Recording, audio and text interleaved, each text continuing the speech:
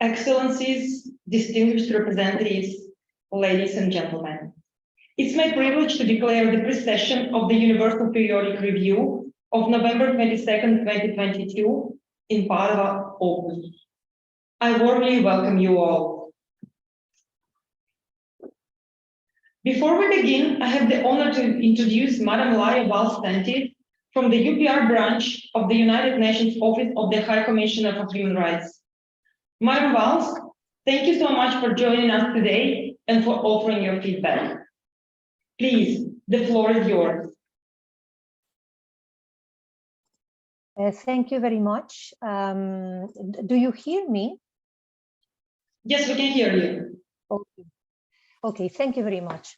Dear members of the Università degli Studi di Padova, professors, students, my sincere gratitude to the University of Padua for this invitation. It is an honor to participate again in the 2022 edition of the UPR Padova Model on behalf of the UPR branch of the Office of the High Commissioner for Human Rights. In a few minutes, you will embark in this innovative and interactive exercise that vividly reflects how a real UPR working group session is conducted. This year edition coincides with the recently concluded 41st UPR session last Friday, first session of the fourth cycle of the UPR, which is focused on enhanced implementation of recommendations that the states have received and supported. It has been a long way since the UPR came to light in 2008. Starting January 2008 to January 2022, 192 states have been reviewed by the UPR mechanism in 3 occasions. About 93,000 recommendations have been issued, out of which 75% have been supported. This high level of acceptance makes of the UPR one of the most successful international human rights mechanisms. Its success must be fairly shared, though, with other international and regional human rights mechanisms, such as the treaty bodies and the special procedures mandate holders, as well as with relevant stakeholders, such as national human rights institutions, civil society organizations, and UN entities, whose submissions and recommendations are the basis of the UPR. The UPR, in conjunction with these relevant actors, shed precious information to the international community about the human rights situation worldwide and opens the door for further improvement in this area. One of the added values of the UPR is its peer review nature based on the principle of equal treatment among states, which brings about states to make a political commitment towards the protection and promotion of all human rights, regardless of the treaties they have or have not ratified, by accepting the recommendations received.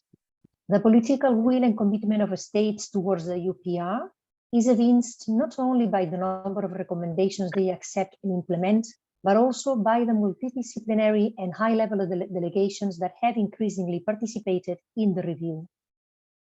The unbeatable methodology used in the Padova UPR model you are about to start will give you a taste of the functioning of the mechanism and its relevance, thanks to the thorough work devoted by the excellent team of professors and collaborators under the guidance of Professor Mr. Paolo De Stefani.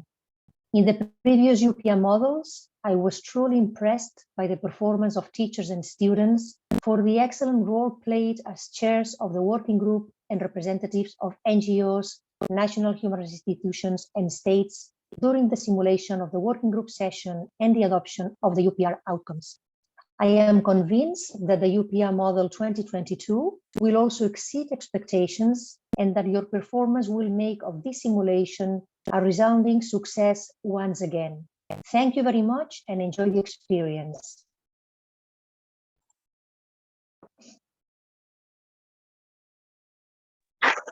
Thank you, Madam Valls.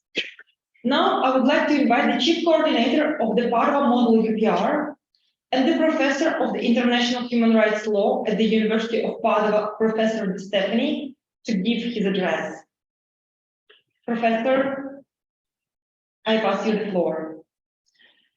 Thank you, Madam President. My name is Paolo De Stefani. I spoke that I'm the Chief Coordinator of this UPR. So welcome to Padova, welcome to the 5th edition of this Padova Model UPR, which is organized by the Department of Political Science, International Law and International Studies of the University of Padova, with the support of the Human Rights Center of the University of Padova, and the crucial support of the High Commissioner for Human Rights, the UPR branch. I thank Laia Valsaez, who just spoke, and Gianni Magazzini, who is the chief of the UPR branch. And also the, let's say, the additional support of UPR Info, an NGO, which is dedicated to developing the UPR process worldwide. I have, as the chief coordinator of this organization, I have three tasks happening today. The first is to thank all of you for accepting our invitation and for coming to Padova. You come from different universities. I know I took some notes. University of Padova, of course, the Southeastern University in Norway, the Catholic University in Milan, the University of Graz, University of Ca' Foscari, Venice, University of Naples, Orientale, University of Bochum, University of Örebro, Sweden. Okay. So this is my first task, to thank you for, first of all, participating in the training sessions that have taken place in the past weeks, with the participation also of Nicoletta Zappile from UPR Info and the president, the real president of the Human Rights Council, Ambassador Federico Villegas. And thank you in particular for submitting on time your papers, your elaborations that will be used for this simulation. And finally, thank you for coming here, for having find time and the stamina to come to Padova today for the final phase of this game, the simulation. The second task is to thank the students from Padova and other universities that have organized this event. I'm the chief coordinator, but actually the real work has been done by Caterina, Jimena, Raquel, Lila, Alessia, who are here at the presidency, Lia, Silvana, Navid, and who are online, maybe watching us from Zoom. Terry, Leonora, Piumani, and Calpani, who are, yes, at the back.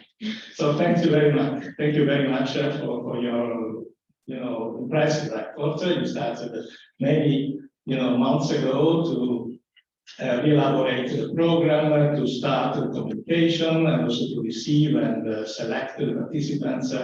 Amazing. And the third task is to thank the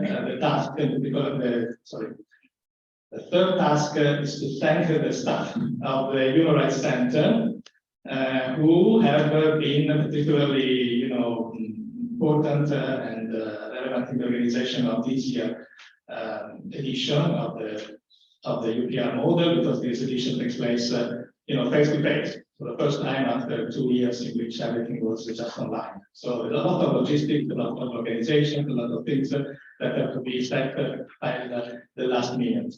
So thank you, Sofia, Serena, Martina, Matteo, Elena, and of course Luca, who is superseding the group staff from the headquarters of the Human Rights Center.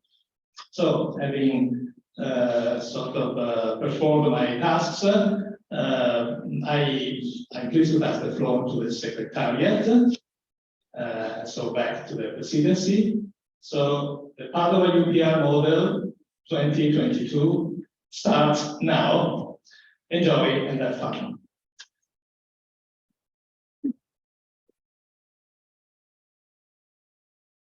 Thank you, Professor. Let's begin. I now invite the Vice President, Madam Alessia Surian, to introduce the guidelines for today's procession. Madam Vice President, you may now have the floor. Thank you, Madam President. Good morning, Excellencies, distinguished representatives, and honored guests. We would like to remind all participants to wait for acknowledgement from the President prior to presenting. Please do not interrupt or talk until you're officially given the floor by the President. For the presentation portion of today's pre-session, we kindly ask the representative from the NGO or NHRI announced by the President to stand up, walk over to the podium on my left, so your right, and wait for the timer to start to begin their presentation. During your presentation, please refer to other delegates as fellow delegates of, for example, fellow delegates of France, and refer to the President of the session as Madam President. We would also like to remind participants that the use of mobile phones during the formal session is prohibited. Please keep all phones on silent and remain as silent as possible when other participants are speaking in order to avoid any disturbances. Punctuality is extremely important throughout the entirety of the simulation. Please ensure that your team is punctual in arriving at the correct locations, signing in, and recovering the badges prior to the start time to ensure your team's full reception of participation points. We will start every day on time, regardless if every team is here. On a logistical note, we would also like to make you aware of the fire exit distinguished by the signs above the entrance doors. Thank you in advance for your adherence to these rules. I give the floor back to Madam President. Madam President, the floor is yours. Thank you, Madam Vice President. Before we proceed with the reports of the international non-governmental organizations and the national human rights institutions, I remind you that the performance of each team today, be it NHRI, NGO, or state, will be evaluated. The presentations of civil society organizations will last no longer than 10 minutes. First, the international non-governmental organizations will be called. Afterwards, there is a short coffee break, and then the procession will proceed with the report of the national human rights institutions. I would like to reiterate that the Universal Periodic Review recognizes the vital role of the national human rights institutions and the non-governmental organizations through the reviewing process. They provide additional clarification to the human rights issues on the ground that might be raised during the working group sessions. According to the Human Rights Council Resolution 1621, the Council strongly rejects any act of intimidation or reprisal against individuals and groups that cooperate with the United Nations. The Universal Periodic Review urges states to prevent and ensure adequate protection against such acts. We shall now begin with the presentations of the international NGO. I will call the representatives by name, and I apologize in advance for any mistake I might make. I invite to the floor the international coordinator of the Friends of the Earth International, Madam Miranda Gerhardt.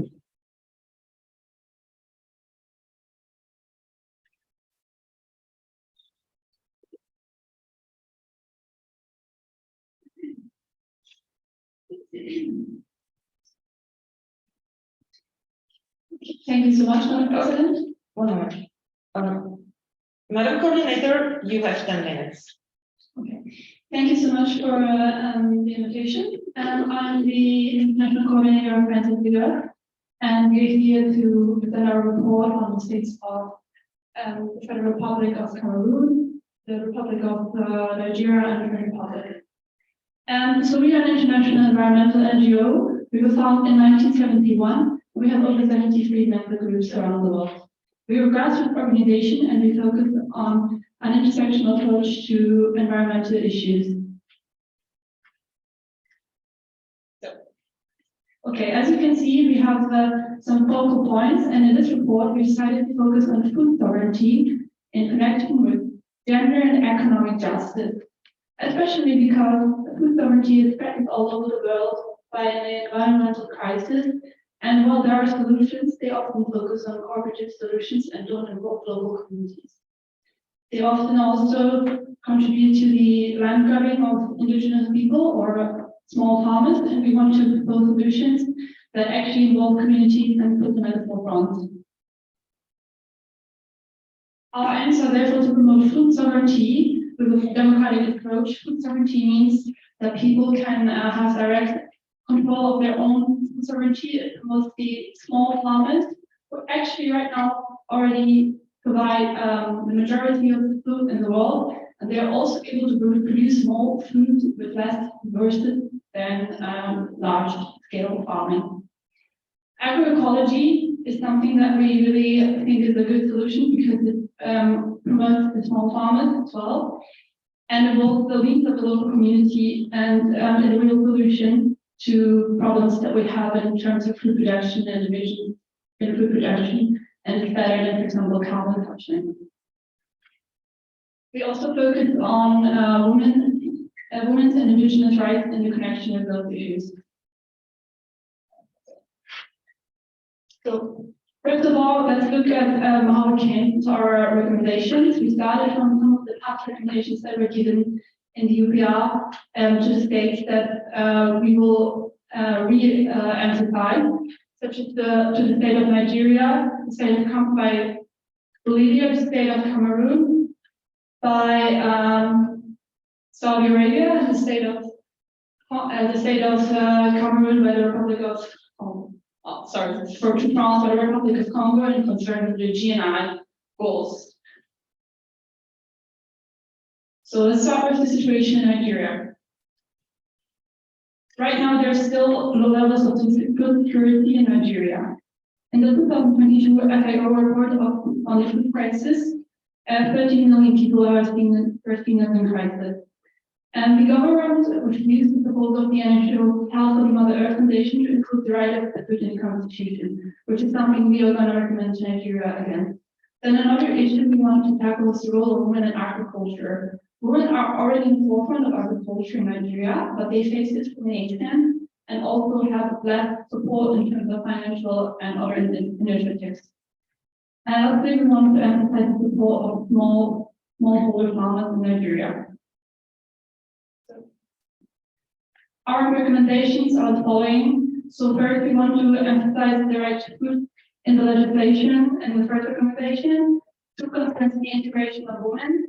3 is in support of the smallholder farmers. I'm sorry. And the 5th is for the decrease in meat consumption.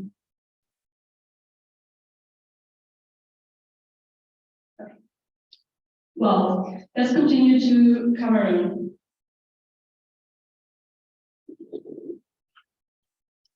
Just as Nigeria, our research shows that in Cameroon, there is currently a state of crisis, especially in terms of food security. This is also caused by multiple factors, such as a flood and drought crisis, displacement of people both internally and inflow immigration from Nigeria, as well as multiple crises in terms of internal conflict, but also terrorism. And furthermore, there is also the problem of inflation in connection with the Russian-Ukraine crisis that has made it even more difficult for people to have safe access to food. Especially, really want to emphasize that in Cameroon, we're right now facing a state of emergency.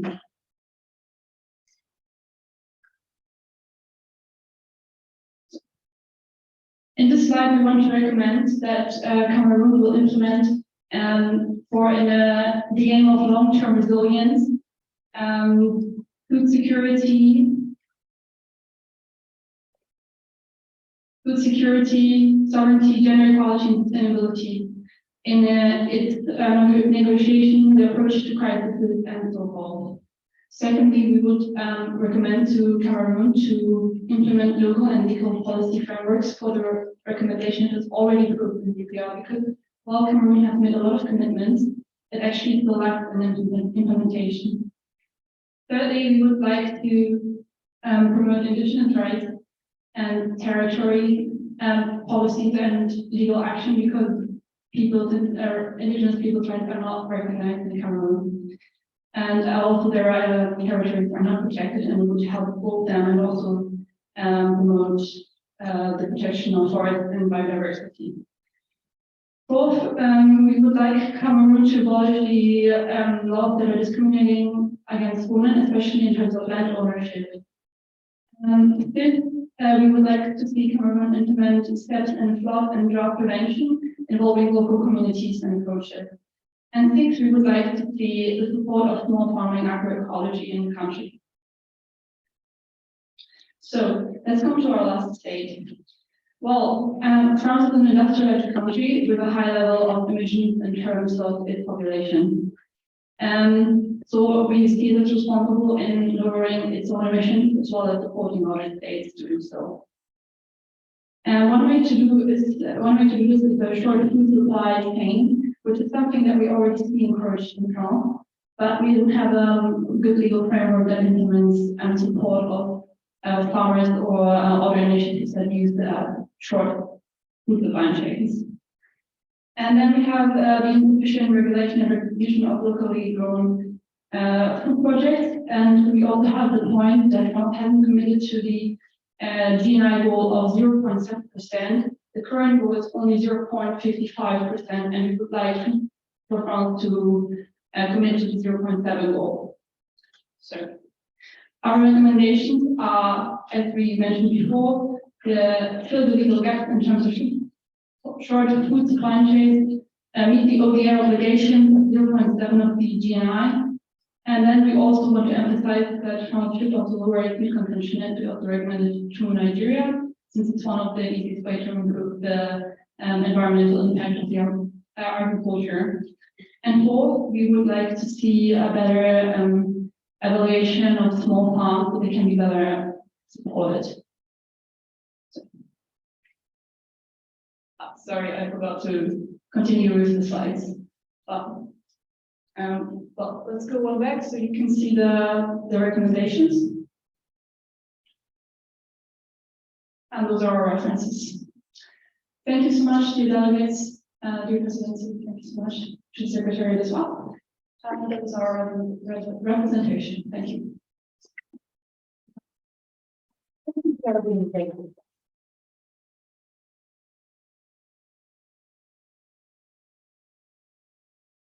Our second speaker today is the Executive Director of the Frontline Defender, Larissa Hakimova. Madam, you may take the floor.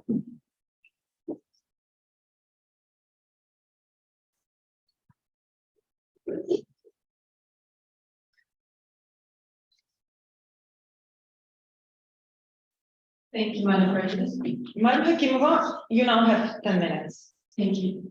Thank you very much, fellow delegates. Good afternoon, ladies and gentlemen. I am Larissa Hakimova, the Executive Director of Frontline Defenders. I'm here to make a stakeholder submission for a universal periodic review of the peace cycle. In our research, we have looked into 3 particular countries: the Republic of Cameroon, the Republic of Colombia, and the Federal Republic of Nigeria.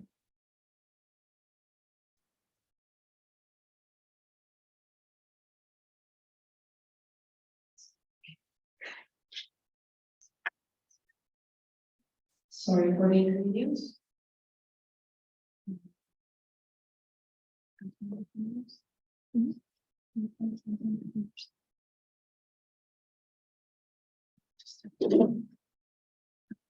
Okay, thank you. First of all, let me give you an overview of what we do. Frontline Defenders is an international NGO that has particular expertise on the issues of security and protection of human rights defenders, and work to promote the implementation of UN Declaration on Human Rights Defenders.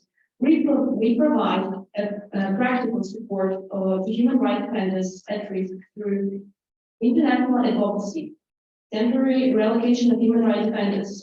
We have opportunities for human rights defenders dealing with extreme stress, and we provide emergency 24-hour phone line operating in 4 languages.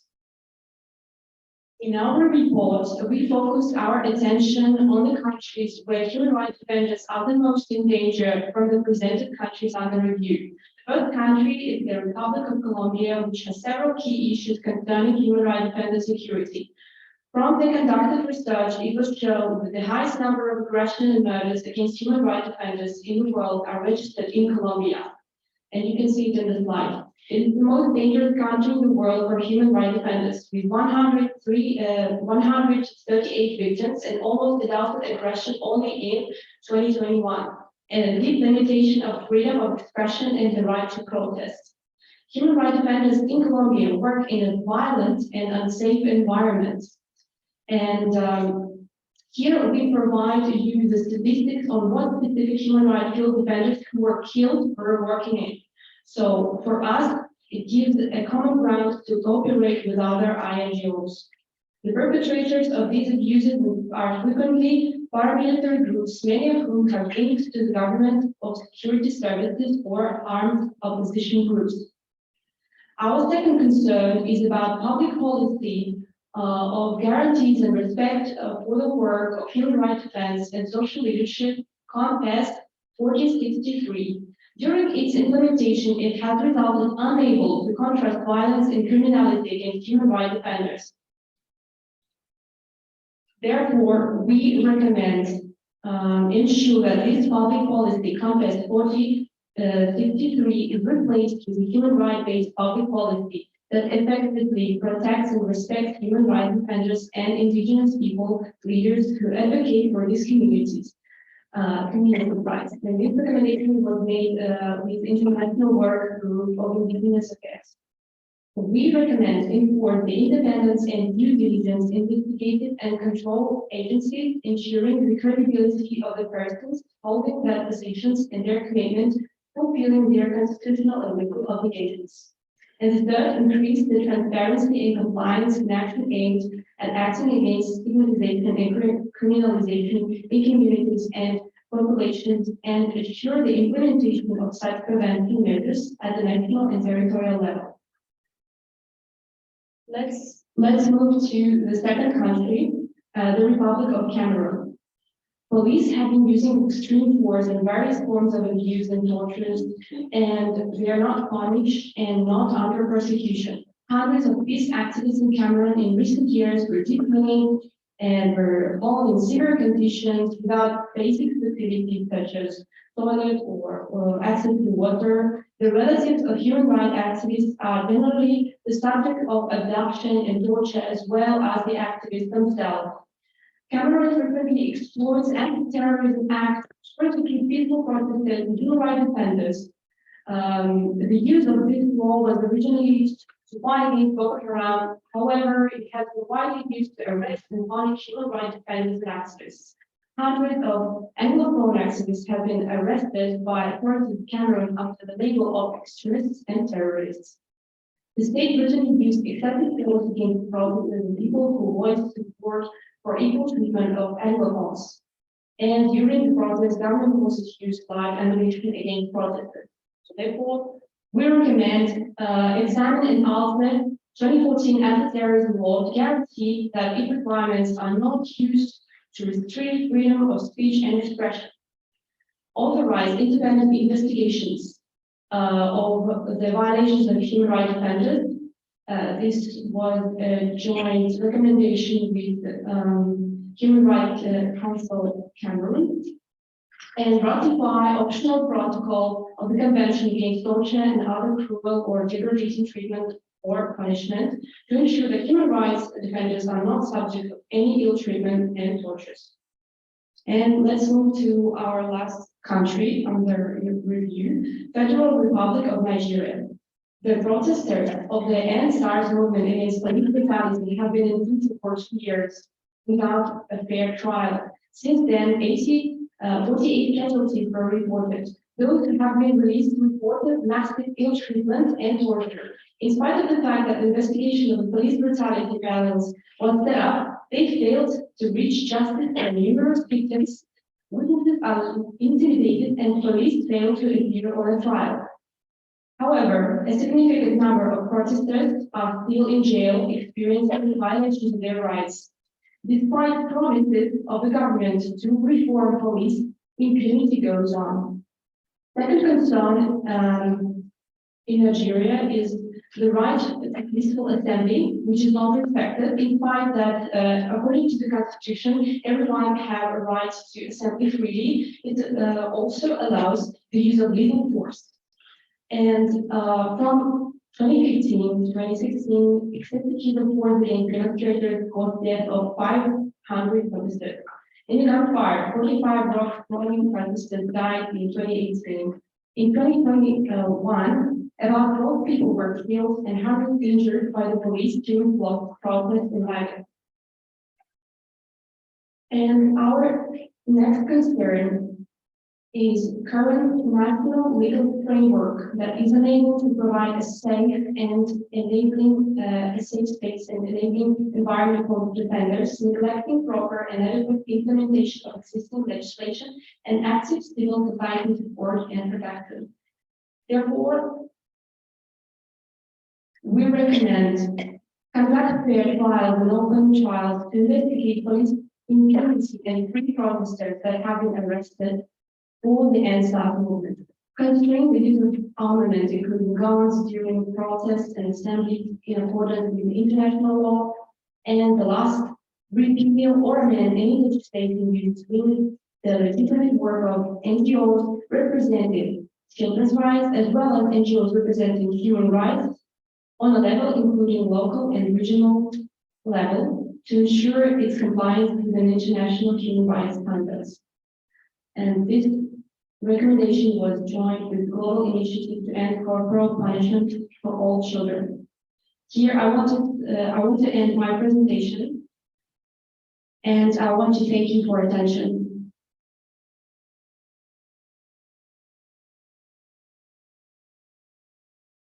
Thank you, Madam Director. I now invite to the floor Madam Marianti Antoniou, the Executive Director of the Global Initiative to End All Corporal Punishment on Children.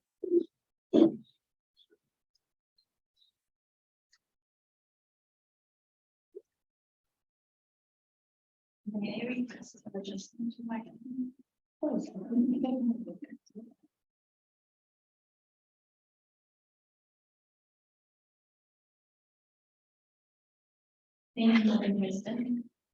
Madam Executive Director, you have 10 minutes. Dear delegates of the states and delegates of non-governmental organizations and national human rights institutions, I'm Marianne Antoniou and I'm the Executive Director of Global Initiative to End All Corporal Punishment for Children. And along with my colleague and legal policy specialist Patrick Smith, we're really glad to participate in this year's Universal Periodic Review cycle. We are a critical initiative of the Global Partnership to End Violence Against Children, launched in July 2016 by the UN Secretary General. We focus on tackling the Sustainable Development Goal number 16 and specifically target 16.2, and abuse, exploitation, trafficking, and all forms of violence against and torture on children. We provide advocacy, a comprehensive knowledge hub, and technical assistance to governments and civil society. We aim to protect and promote child rights in national, regional, and international level. Human rights education is one of our main areas of concern to end corporal punishment and raise mentally and physically healthy children. Furthermore, our goal is to distinguish any misconception relevant to boundaries, discipline, and corporal punishment. According to the World Health Organization, corporal punishment can lead to behavioral problems and inbuilt risk of escalation, impaired cognitive and social, emotional development, and violation of child rights. UN Committee on the Rights of the Child, in its general comment number 8, highlights that corporal punishment is any punishment which physical force is used and intended to cause some degree of pain or discomfort. Our non-governmental organization included in this cycle's report the child rights situation regarding the corporal punishment in 3 of the states under review. These are the Republic of Azerbaijan, the Republic of Cameroon, and the Federal Republic of Nigeria. I will hereby present the situation in each of these states. The Republic of Azerbaijan has yet to achieve prohibition of corporal punishment in home alternative settings and daycare. Article 17 of the Constitution prohibits threatening practices towards the lives, health, or morality of children without an explicit reference to corporal punishment, and Article 31 recognizes the right to live in safety. The Republic of Azerbaijan showed its commitment to the Sustainable Development Goals on the 25th of September 2015, and along with UNICEF They implemented an activity relevant to supporting child-centered and focused child protection related services for vulnerable children. In the last Universal Periodic Review cycle, recommendations were made from Uruguay and Montenegro, which were supported by the state interactive TELA, and Kyrgyzstan and Namibia, which were supported in the final working group report. The Committee on the Rights of the Child reiterated recommendations to implement legislation prohibiting corporal punishment at home and the inclusion of education and relevant activities as a central component. The committee highlighted the perception of corporal punishment as a measure of discipline. We hereby provide the 3 recommendations for the Republic of Azerbaijan. Number 1, Article 17 of the Azerbaijani Constitution prohibits threatening practices towards the lives, health, and morality of children. We recommend enactment of legislation supporting Article 17 that will define and codify the specific violations thereof. Recommendation 2, the Ministry of Education institutes an after-hours school program entitled Kids Matter and introduces the same theme into such pre-existing program with the goal of raising awareness of children's rights to students and parents by the next Universal Periodic Review. Recommendation number 3, the government institutes a workshop-based program in conjunction with the Azerbaijani Commissioner for Human Rights for the education of people who work with and for children with the goal of raising awareness of the harmful effects of corporal punishment to children. The interactive program should be structured so as to allow the participants to share experience and exchange ideas. Moving on to the Republic of Cameroon. It has yet to achieve prohibition of corporal punishment in home alternative settings and daycare. In addition, prohibition in penal institutions awaits confirmation. Although the Constitution guarantees no one shall be subjected to, quote, cruel, inhuman, degrading treatment or punishment, unquote, neither it nor the Penal Code expressly disallows corporal punishment of its children. In 2015, African Committee of Experts on the Rights and Welfare of the Child claimed Cameroon was developing a child protection code, which in 2018 was integrated in Cameroon's civil code. A law on protection of children at youth at risk and of child welfare does not exist. The coordination function of sustainable development goals is evaluated by the United Nations Resident Coordinator in Cameroon, which works on delivering as one, unquote. Along with UNICEF, the Republic of Cameroon has strengthened institutional capacities to combat violence, neglect, and exploitation of girls and boys. In the last Universal Periodic Review cycle, Cameroon received recommendations from Namibia and Montenegro to enact or revise legislation to prohibit all corporal punishment for all children. Our recommendations: number 1, the creation and enactment of a child protection code for the purpose of strengthening domestic legislation relevant to the prohibition of corporal punishment of children and child abuse in all forms. Number 2, the Ministry of Justice with the UN Population Fund creates a 2-year campaign based in social service offices and medical facilities promoting alternatives to corporal punishment of children, the completion of which should be prior to the next UPR cycle. Number 3, studies to be conducted on a regional scale concerning the domestic environments of children. Moving on to the Federal Republic of Nigeria, it has yet to achieve prohibition of corporal punishment in home alternative settings, daycare, schools, penal institutions, and criminal sentencing. Nigerian jurisprudence doesn't expressly prohibit the corporal punishment of children. A law on protection of children and youth at risk does not exist as well. The African Charter on the Rights and Welfare of the Child mentions a penalty of death for children under Article 5.3. Parental discipline is mentioned in Article 11.5, and the protection against child abuse and torture under Article 16.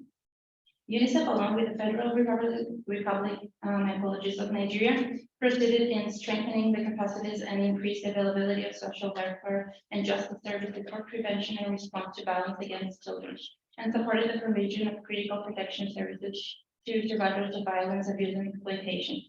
In the last Universal Periodic Review cycle, a recommendation from Japan was made, but was not directed specifically on corporal punishment. The Committee on the Rights of the Child has stressed out the multiple legislative recommendations regarding corporal punishment and its prohibition in all settings.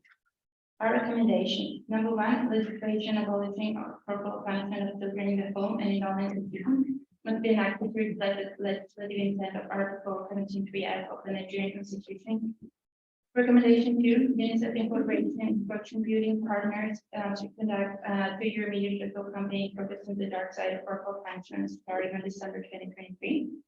And number 3, the Nigeria Ministry of Education in cooperation with the National Human Rights Commission extends the Human Rights Club project runs to all Nigerian schools by the end of the current school year. Also, we recommend the addition of an extracurricular intervention on human rights students theater in school by the end of 2023 to support human rights education project. In 2025 and onwards, we should get this program being included in the fourth study program of kids.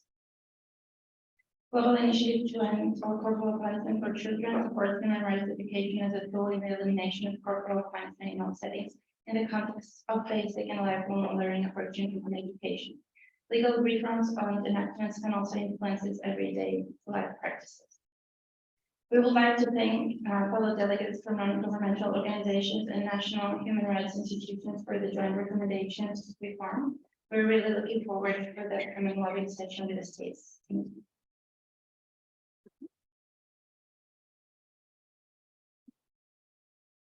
Thank you, Madam Antonio. The following presentation will be held by the Executive Director of the International Working Group for Indigenous Affairs, Madam Malik Benakour. Madam, you can take the floor.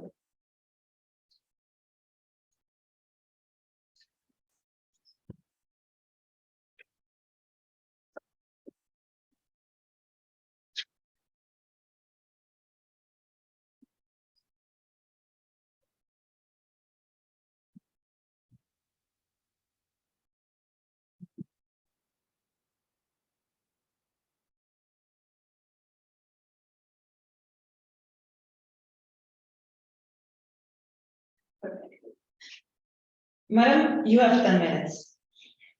Madam President, dear delegates, I am the Executive Director of International Working Group for Indigenous Affairs. We promote defending and protecting indigenous individual and collective rights. In this cycle, we submitted a report on the human rights situation for indigenous people in these three states: the Republic of Cameroon, the Republic of Colombia, and the Dominion of Canada. In this presentation, we will try to describe the human rights situation for indigenous people, and we will present our recommendations accordingly. Starting off with Cameroon.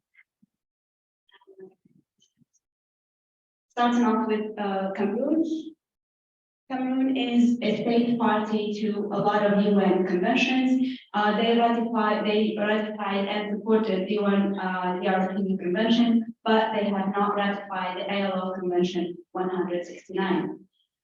In their constitution and national law, they don't recognize namely indigenous people, but they have rights for indigenous affairs, indigenous communities.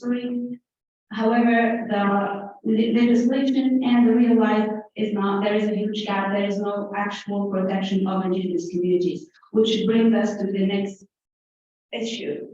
The Republic of Cameroon supported a lot of recommendations in previous UPR, however, they did not implement these recommendations to this day. And we will try to examine the current situation of human rights in Cameroon. We chose to focus in this report on two violations, starting off with the violation of the right to land ownership. Now, if we examine the national Cameroonian law, it does not explicitly discriminate against indigenous people, but requiring land ownership. In the ordinance of 1974, they require visible and continuous control of lands, which is not adapted to indigenous people life. They have dwellings, they have seasonal dwellings that is not permanent, and you cannot actually control it. So basically, they cannot own lands. Despite the promises, the governmental promises of reforms, until this day, there is no changes.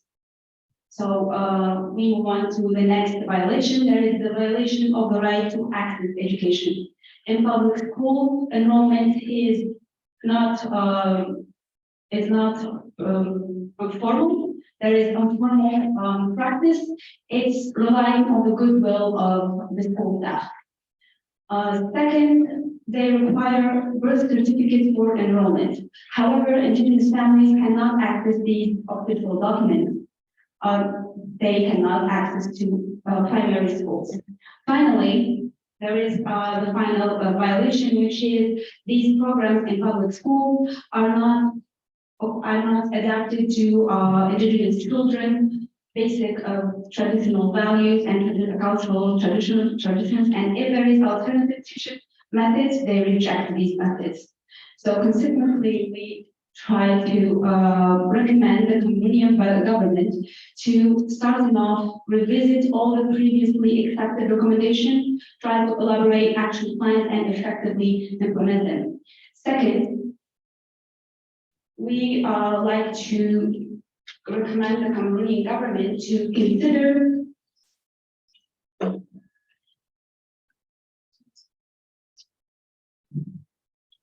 this is better. To consider the specific lifestyle of Indigenous people and provide access to land titles to these communities in accordance to SDG 1.4, equal rights to ownership. So then we recommend them to provide details on the drafting of the mentioned reform and clarify how this reform will actually guarantee these Indigenous communities' right to access land. Then eliminate discrimination in school spheres, particularly by providing access to enrollment in public school for Indigenous children, which will effectively implement the right to education honoring SDG 4 commitments. Finally, we recommend the government to ensure that Indigenous children have access to education that respects and adapted to their traditional values. Sorry. We drafted other recommendations, joint recommendations with these stakeholders, which we communicated to the designated states. Moving on to Colombia, we are going to examine the human rights situation for Indigenous people in Colombia. Colombia is a state party to major UN convention. They ratified the convention, ILO Convention 169. Their constitution recognizes and provides multiple rights for Indigenous people. However, there is a huge gap again between the reality and the law. Legislation alone does not offer efficient protection. And the Republic actually supported 37 recommendations in the previous UPR. There are a lot of recommendations regarding the Indigenous rights. However, they did not implement these recommendations they supported until today.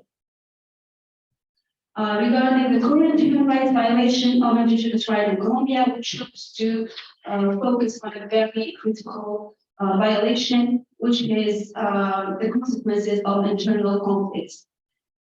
Despite the effort to have a peace agreement in 2016, the situation did not improve. There is a lot of violence, and this violence is against and toward Indigenous people specifically. It's continuous strategic violence that is based on the value of the lands the Indigenous people hold. They have natural, economic, military values that drives off a lot of interest. You can see here, this is a very recent press release of a UN expert, and he described the killings of Nana Indigenous people, human rights defenders, and in the article, he highlights how drastic these violations of human rights are, and he provided very graphic violations of human rights. So in this context, we want to provide the following recommendations to the Republic of Colombia. Starting off again, revisit all the previous recommendations, elaborate action plans, and try to effectively implement them.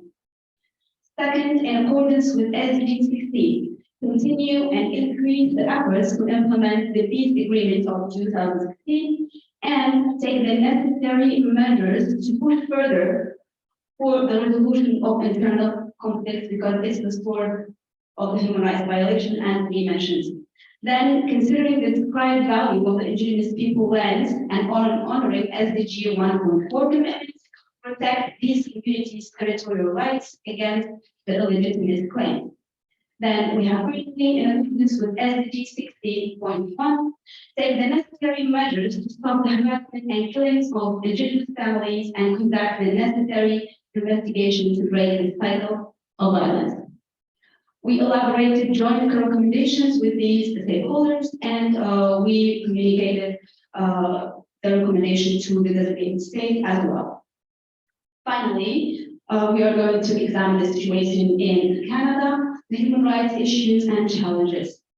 Starting off, Canada is a state party to various UN conventions, but they did not ratify the ILO Convention 169. They offer a lot of constitutional rights to indigenous communities. However, they supported in the previous UPR 143 recommendations. A lot of them regard indigenous rights, but they did not implement them yet. Regarding the violence against indigenous women and girls, as you can see here, the cases of missing and murdered indigenous women and girls have increased drastically from the 60s to the present day. And these cases are targeted towards indigenous girls and women, and they are still unsolved. Moving on to the violation of the right to safe drinking water. We all know that drinking clean water is a basic human right, but in Canada, as the picture describes, a lot of people don't have access to clean water. So we have the following recommendations to Canada. Starting off, we visit all the previous recommendations and try to implement them effectively. In accordance with SDG 6, revisit the previous commitment to prioritize access to clean water for all indigenous people. And finally, in accordance with SDG 5 and 10, effectively address all forms of violence against indigenous women and increase access to justice. We have elaborated joint recommendations with these stakeholders, and we communicated them to the state. We acknowledge the state and the government. Madam Director, unfortunately, your time is up. Thank you for your presentation.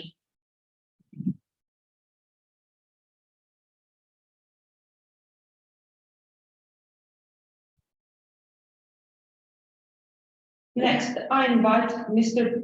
Pietro Baldin, Director of Field Operations in Language Minorities and in Minority Rights Group International. The floor is yours, Mr. Baldin.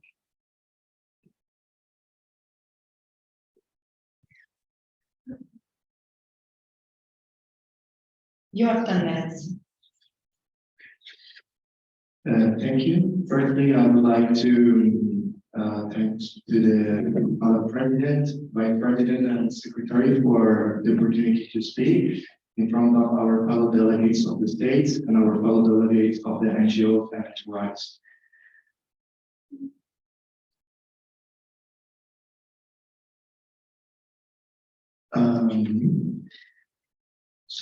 Minority Rights International, we are campaign, a worldwide campaign. We have 150 partners that we work with in over 50 countries. Our purpose is to make the voice of the poor people speak. And these minorities that you can see are defined as disadvantaged, ethnic, and national, religion, linguistic, or cultural groups. And we are based on these goals, as we know that discrimination can have multiple impacts on disadvantaged minorities. And so our campaign targets governments and communities to eradicate such attitudes. We decided as in our NGO to specialize in linguistic minorities. Why we decided that? Because we think that language is one of the most important parts of any culture. It's the way by which people communicate, build relationships, access to education. So if we don't really succeed in languages and make people equality in languages, we will have many troubles, we think, at our NGO. Our goal so is to prevent people from using their, we know that prevent people from using the language can lead to a violation of the rights as individuals, but also as communities.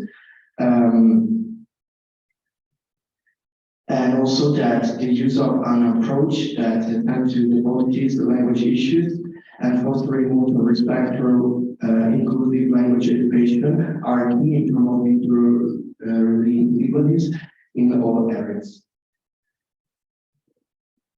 So we would like to start with the Federal Republic of Nigeria as the first state that we decided to analyze. In Nigeria, there is a real problem in languages, and there are more than 527 languages originally spoken in this country. 9 of the figures stated above are already extinct. At the expense of this language, the importance of English is rising. The importance of English began to rise during the colonialist and the post-colonialist era. And we know the importance of the English as a egalitarian value that guarantees the formal unity of the country, but still we want to enforce the minority languages of the country of Nigeria. So, as you can see, our goal is to promote the egalitarian and cohesive value of minority languages, besides the one of English, through the adoption of a new phase of the English, which can truly be called Nigerian English, without the stigma of being non-native or non-indigenous. Our approach, we participate in a bilateral meeting with our fellow delegates of global initiative to end corporal punishment for all people. And we decided together to contact the Republic of Cameroon to convince it to take into account the recommendation made for the Republic of Nigeria. So our recommendation is that the utilitarian and cohesive value of the languages should be considered, as we have already said, besides the one of English. The global initiative, our delegates also said that to expand the Human Rights Club held by the Ministry of Education in cooperation with the National Human Rights Commission to all Nigerian schools by the end of 2023. And so the addition of an extracurricular intervention on human rights through that theater school by the end of 2023 support the human rights education project. So our joint recommendation in this case is to combine the importance of school projects in Nigerian schools that could enforce the implementation and the respect of human rights, with the importance of this project being conveyed in English and in Nigerian English.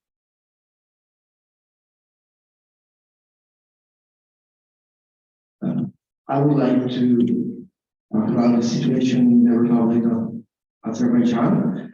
In this case, there are more than 15 ethnic groups, constituting 8.4% of the population, and several minority languages are endangered, and modernization is part of increasing their popularity. The use of minority languages continues to be restricted, and the country has not yet ratified the European Charter for Regional and Minority Languages imposed by the Council of Europe in 1992 to protect regional and minority languages.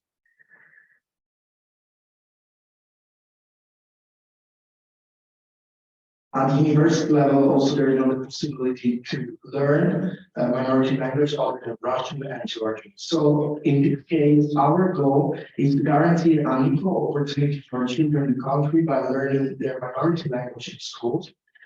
And so we recommend the creation of a more precise legislative framework pertaining to national minorities, assisting to collect information on the obstacles faced by national minority in accessing rights and measures to promote their full and effective equality.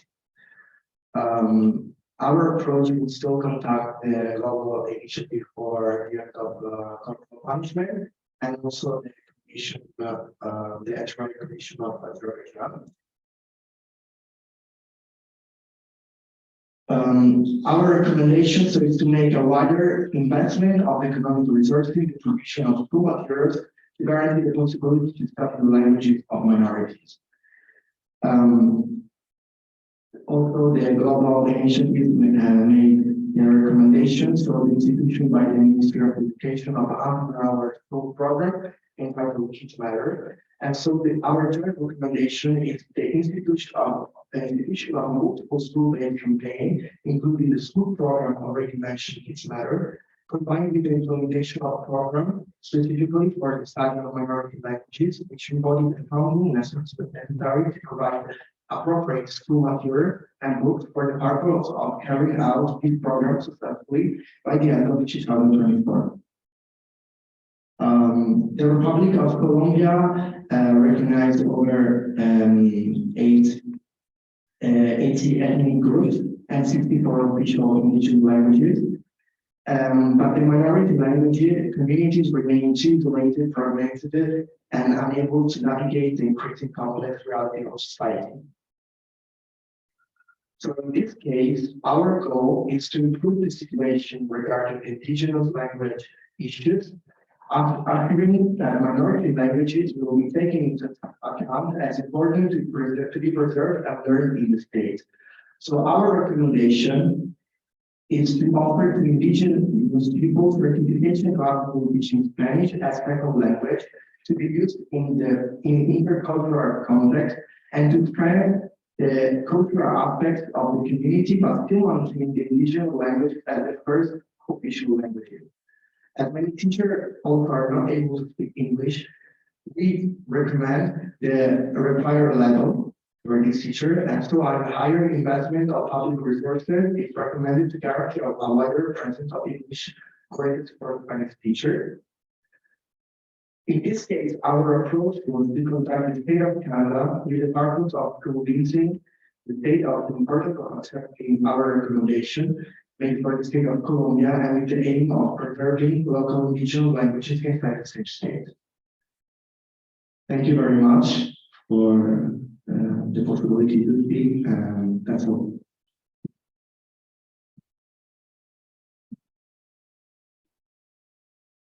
Thank you, Mr. Baldin.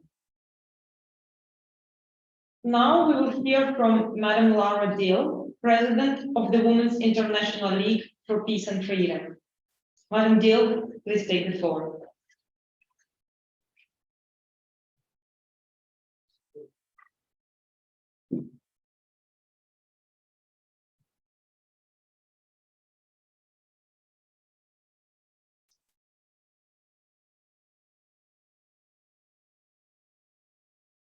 Madam, you have 10 minutes.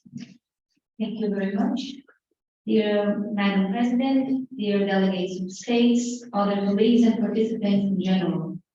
My name is Laura Jill. I am the President of Women's International League for Peace and Freedom, and on behalf of my organization, I would like to thank you all for the opportunity to participate in the 5th cycle of the UN Universal Periodic Review. Women's International League for Peace and Freedom is a membership-based organization whose aim is to address violence through feminist lens. Our objective is to transform mindsets to build a world of peace and freedom through feminist principles. We work towards equality, justice, non-violence, and the protection of women's rights by proposing alternatives to systems of oppression and challenging power structures rooted in oppression and conflict. For the 5th UPR context, our team was composed by me, the president, and also Alain Bonfoy, the vice president of the organization. Together, we studied the states under review of the present cycle and decided to approach Cameroon, Colombia, and Nigeria. In the context of Cameroon, it is important to understand that the major purchase of land by foreign multinational companies had led to the displacement of native Cameroonians. This situation has increased the poverty and the marginalization of civilians. It has also led to a huge movement of population, thereby triggering armed conflicts and increasing women's vulnerability and no participation in the decision-making process. It is estimated that women's political participation has increased only 2% over the past 7 years. In the previous UPR cycle, Cameroon has accepted the recommendations aimed at the improvement of the situation of displaced women and girls and aimed at the increase of women's political participation. However, the implementation of this measure is still lagging behind, and structural changes need to be made, especially in light of the UNSC Resolution 1325. In this sense, our recommendations regard to a systematic cycle. First, the state shall outline the impact caused by militarization of men and militias on women's empowerment and its relation with forced marriages and social vulnerability. Then, the state must develop a teaching mechanism to publicize the importance of women's empowerment and monitor the progress of this tool to lowering the rates outlined previously. In this way, the state could have a system of check and balances that we expect to review in the next UPR cycle. In the context of Colombia, the peace agreement between the government and the FARC was signed in 2016 and represents one of the most successful peace agreements in terms of gender, as it includes over 100 provisions thereto related.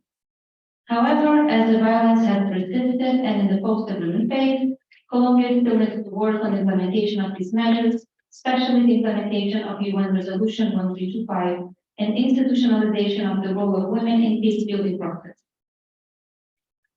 In this sense, our recommendations for Colombia include the adoption of a set of indicators and quotas that would help access the involvement of women and ensure the respect of gender-related objectives.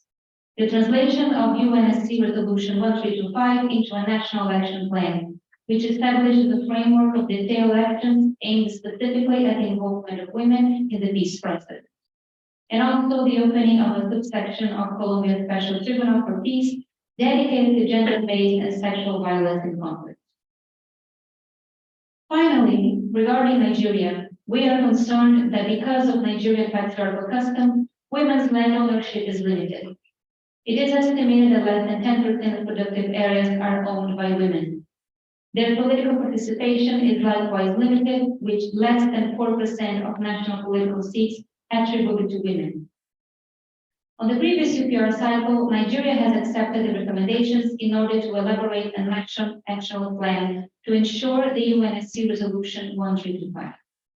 However, it also stated the difficulty on its fulfillment, since the national cultural heritage is substantially guided by patriarchy and women's incompatibility with decision-making processes. In this context, our recommendations include ensuring the possibility for women to be registered as landowners in attendance to Section 43 of Chapter 4 of Nigerian Constitution, and therefore progressively dismantle the customary patriarchal system of property. And also, likewise, Cameroon, we recommend Nigeria to develop a proposal of a sustainable cycle of learning, in which national and local level can be educated about the importance of women's role on decision-making. Also, the state must promote women's education specifically for them to interact with political participation and get gradually more involved in the decision-making process. All to build a different perspectives to culturally engage the community by the next UPR cycle. For this purpose, we already made alliance with the International Working Group for Indigenous Affairs, global initiative to end all corporal punishment of children, and also national human rights agencies. We expect to lobby with the delegations of Canada and France to strengthen our goals.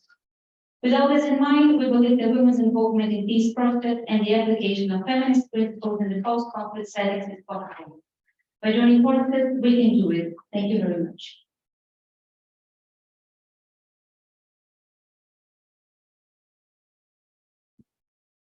Thank you, Madam. Thank you all for giving us insights on the human rights issues on the ground that need to be addressed. I'm now closing the first part of the pre-session dedicated to the reports of the INGO. We now have a coffee break before we proceed with the presentations of the national human rights institutions. I kindly request everyone to be back at 2:30. We will start without delay.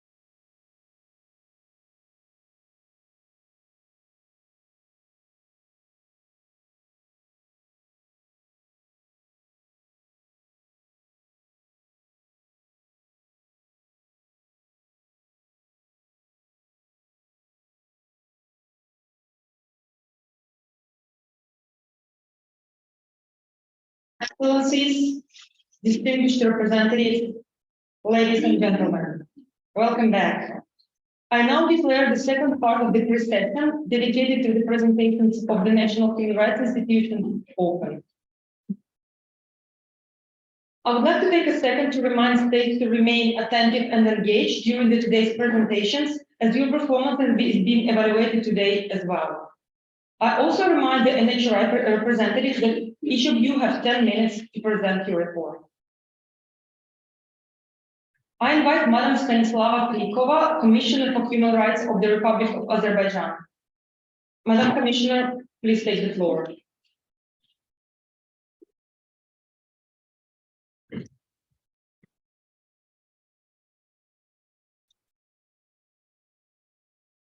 Madam Commissioner, you have 10 minutes. Thank you. Dear Madam President, Secretary, and fellow delegates, I'm Stanislava Plikova, and as the Ombudsman of the Azerbaijan, alongside my colleague, head of the Office of the Human Rights Commissioner, we are grateful to present our routine contributions to the government of Azerbaijan and our fellow delegates today. The Ombudsman Office has the responsibility to protect and promote human rights within Azerbaijan and hold the government responsible for any breaches of these rights. And except introducing today current human rights issues in our country, we will also present the measures already taken to combat these issues, and at the end give the recommendations on ongoing shortcomings.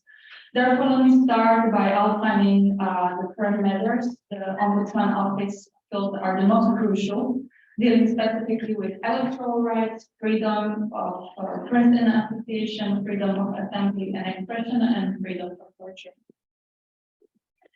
So, although Azerbaijan is a representative democracy, electoral laws do not ensure free and fair election, political pluralism, and competition. Power in Azerbaijan is concentrated in the political party of current president of Azerbaijan, Ilham Aliyev. The opposition parties are unable to gain power through elections or engage with the public, not having proper access to coverage on television, and opposition politicians also have become targets of arbitrary arrests, physical violence, and intimidation. Government is also heavily corrupted due to lack of independent judiciary and freedom of press. When talking about freedom of press, pro-government and government-owned media dominate the broadcast and print environment, and the limited number of existing independent online media are attacked with cyber attacks or are struck or blocked. Also, journalists face harassment and imprisonment for their professional activities. Additionally, and very importantly, is that several NGOs, local or international, are unable to operate in Azerbaijan due to repressive laws that constrain their activities. Except freezing their bank account, harassing local staff, the government restricts donations and funding by refusing the European Union to provide grant support. When talking about freedom of assembly and expressions, authorities are known to use force against civilians during peaceful protests. The government also requires all rallies to be pre-approved, and you also need permits to create a protest, and these permits are not issued anymore since 2019, and those that were issued were in designated locations and without limited access by public transport, so the people couldn't really get there. The government also continues to limit freedom of expression by intimidating persons, it considered political opponents or critics or their family members through monitoring their private or online communications. Also, authorities use abusive methods and torture to coerce confessions from detainees. Judges are also very corrupted and pass predetermined verdicts. Additionally, international observers accuse Azerbaijani forces of physically abusing Armenian prisoners of war. Since the previous UPR cycle, Azerbaijan took some steps towards a better direction, some important steps addressing these issues, also with the help of the Ombudsman Office. Namely, the Ombudsman Office observed the voting in 2020 elections to ensure free and transparent elections. In 2020, the Department for the Protection of Right to Information was established to protect these rights. The Ombudsman Office have also conducted regular visits to detention centers to monitor the detainees' conditions. And in 2020, the National Action Plan to Combat Domestic Violence for 2020 to 23 was approved. But there is still a long way to go, and the Office of the Ombudsman recognizes our ongoing shortcomings, and with great importance recommends the Republic of Azerbaijan to repeal any restrictive laws that constrain the activities of and funding of the NGOs, ensure the freedom of assembly and of the press by issuing permits for protest without predetermined location, reopen the proceedings of detained journalists and critics, and assure independent and fair trials and investigation. Also to address the ill treatment of the detainees in detention centers, and to establish an independent body of anti-corruption unit that would check the judges and government officials. So, dear Secretariat, Madam President, and fellow delegates, we are assured that our recommendations will be duly noted and considered and applied by the government of Azerbaijan. And this is all from us, and thank you for your time today. And if you wish to contact us further, the address contact us. Thank you.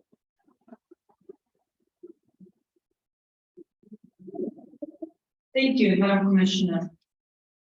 The next speaker is the Permanent Secretary of the Cameroon Human Rights Commission, Madam Martina Dioni. Madam, you may take the floor.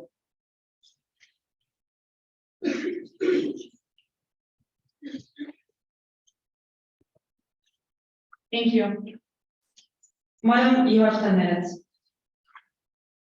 Dear Madam President, fellow delegates, colleagues of Ingos and NHRIs, it is a pleasure to be here today for the 5th cycle of the Universal Periodic Review, emphasizing the role of human rights worldwide. I have the honor to speak on behalf of the Cameroon Human Rights Commission. I am Martina Dioni, and as the Permanent Secretary of the CHRC, along with my colleague Marie Zannoni, the Commissioner for Research and Analysis, I am grateful to present the CHRC's contribution with the purpose of tackling crucial human rights issues in Cameroon and accordingly addressing key recommendations to the competent delegation. The Cameroon Human Rights Commission is a national human rights institution with an A status accreditation under the Paris Principles, mandated to promote and protect human rights in the country, and additionally serving as the national mechanism for the prevention of torture. It replaced the former National Commission on Human Rights and Freedoms in 2019. This year, the Commission has focused its research on 6 specific areas of concern: international instruments, women's and children's rights, the Anglophone crisis and terrorist attacks, the issue of detention, and lastly, death penalty. The CHRC will discuss individually each of these issues, calling for improvements by suggesting relevant recommendations. Regarding the ratification status of international instruments, notwithstanding the several previous recommendations addressed to the state of Cameroon in the 3rd UPR cycle, these are the instruments that Cameroon has not yet ratified. Among them, there is the optional protocol on the Convention Against Torture and the optional protocol to the Convention on the Rights of the Child on the sale of children, child prostitution, and child pornography. But I wish to point your attention to the last 2 protocols, which have not even been signed. The 2nd optional protocol to the International Covenant on Civil and Political Rights, which aims at the abolition of death penalty.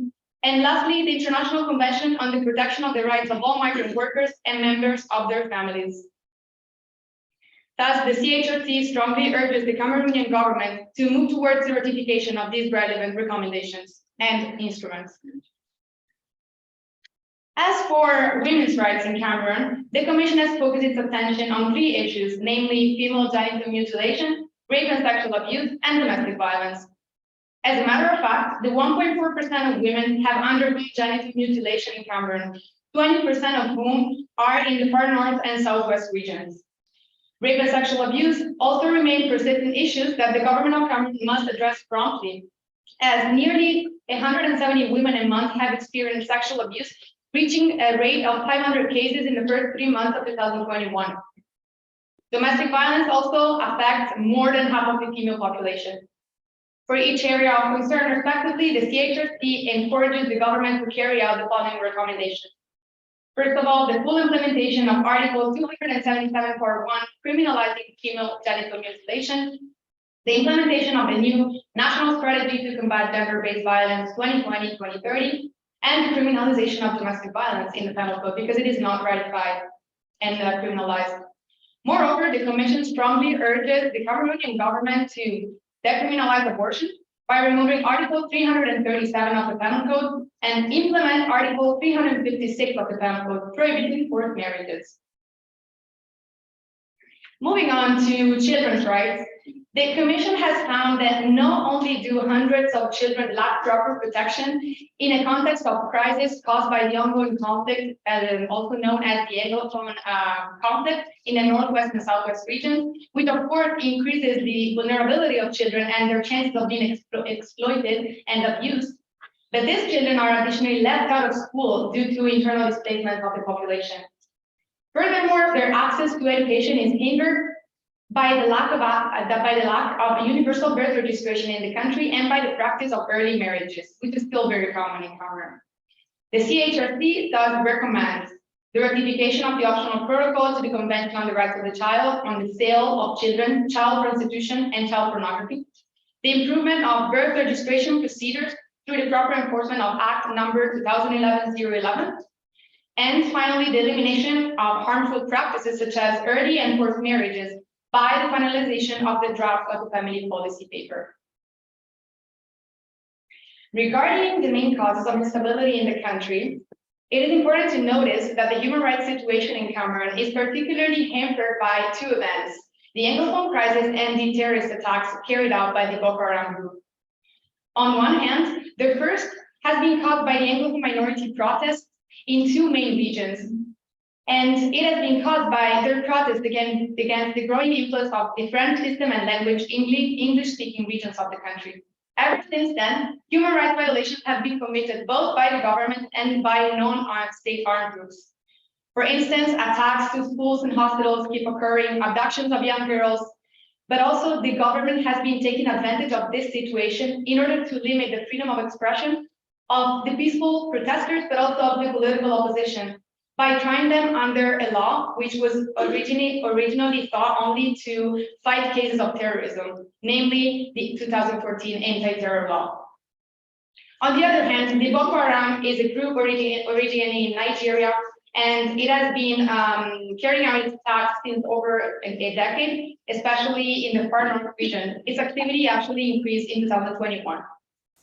The two situations together, as you can see in the center of the slide, have triggered internal displacements of the population, episodes of violence, and of course the country's instability. The Commission thus urges the government of Cameroon to align law number 2014-028, more commonly known as the 2014 anti-terror law, with international standards on human rights in order to have a narrower definition of terrorism to ensure that this law is not used to arbitrarily limit the freedom of expression. And lastly, establish a national strategy aimed at conducting a bilateral dialogue with this community to ensure that the English-speaking community has equal access to the same services. As for the current situation of detention centers in Cameroon, the CHRC has conducted several visits, both in 2021 and 2022, and feels compelled to condemn the severe lack of adequate detention conditions, among which prison overcrowding, restricted hygiene, the lack of procedures and ill treatment, tortures against detainees, and excessively long periods of pretrial detention. The CHRC thus calls on the government to first require detention facilities to use pretrial detention only as a last resort, move towards the ratification of the optional protocol on the Convention Against Torture and Other Cruel or Degrading Treatment, And lastly, collaborate with international mechanisms by authorizing their independent investigations into all places of detention and of all cases of abuses and ill treatments. Moving on to our next topic, death penalty, which is our last. Regarding death penalty, the Commission deplores the fact that Cameroon rejected all previous recommendations of the third UPR cycle addressed to the state on the abolition of capital punishment. As a matter of fact, death penalty is still included in the Cameroonian legislation, namely in Section 18 of the Penal Code, under the justification that Cameroon is a de facto abolitionist state, and that death penalty is only used as an effective deterrent against the most serious crimes. However, the Commission believes that the death penalty clashes with the right to life enshrined by various international instruments, among which the Universal Declaration of Human Rights. We thus recommend the following measures with the aim of abolishing capital punishment. First, the ratification of the second optional protocol to the International Covenant on Civil and Political Rights, which aims at the abolition of death penalty. And lastly, the amendment of the Penal Code, which mentions death penalty in Section 18, as I said. Dear Madam President, fellow delegates, the CHRC wishes to thank you all for your time and consideration. The Commission is confident that its recommendations will be taken into consideration by the government of Cameroon and looks forward to meeting the delegates of the recommending states during the lobby so as to set the premises for an improvement of the human rights situation and record in Cameroon. Should you need to contact us further, our contact details are displayed on the screen. Thank you.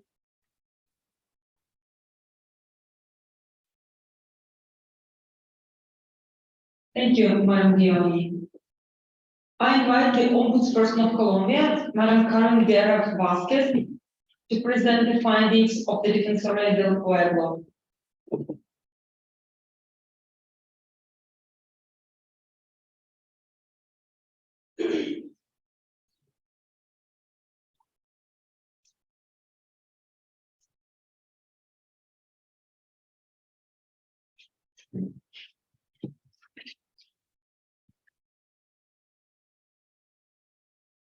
Ombudswoman, the floor is yours. You have 10 minutes. Thank you, Madam President, Excellencies. The Defensoría del Pueblo of Colombia, the Ombudsman Office of Colombia, on behalf of the Defensoría del Pueblo of Colombia, we appreciate the efforts made by the UPR.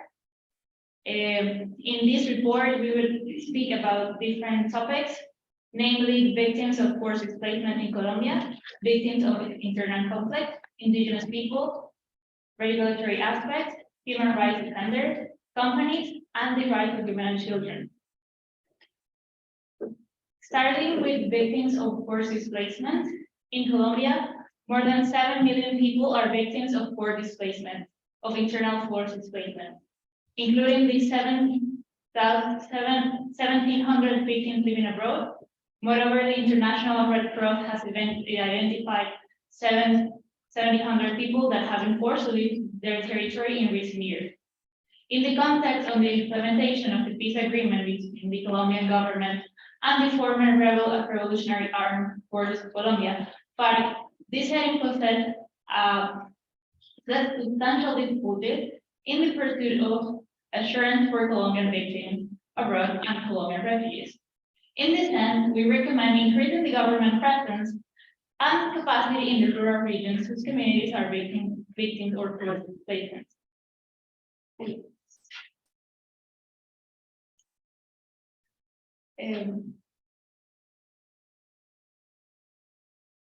In 2021, marked the 10th anniversary of the enactment of Victims and Non-Prostitution, the law number 1.4448, enacted to provide attention, assistance, and comprehensive reparation to those who have suffered from the armed conflict. The Colombian government has only indemnified 12% of victims of the armed conflict. In this sense, we recommend the permanence in the application of the Victims and Non-Prostitution Act, as well as the measures of complete reparation for the victims of internal conflict. In the topic of indigenous population and ethnic minorities, the implementation of Decree Law 4633 has taken place in the disconnected matter among the state entities in the charge of restoring territorial rights of the indigenous people.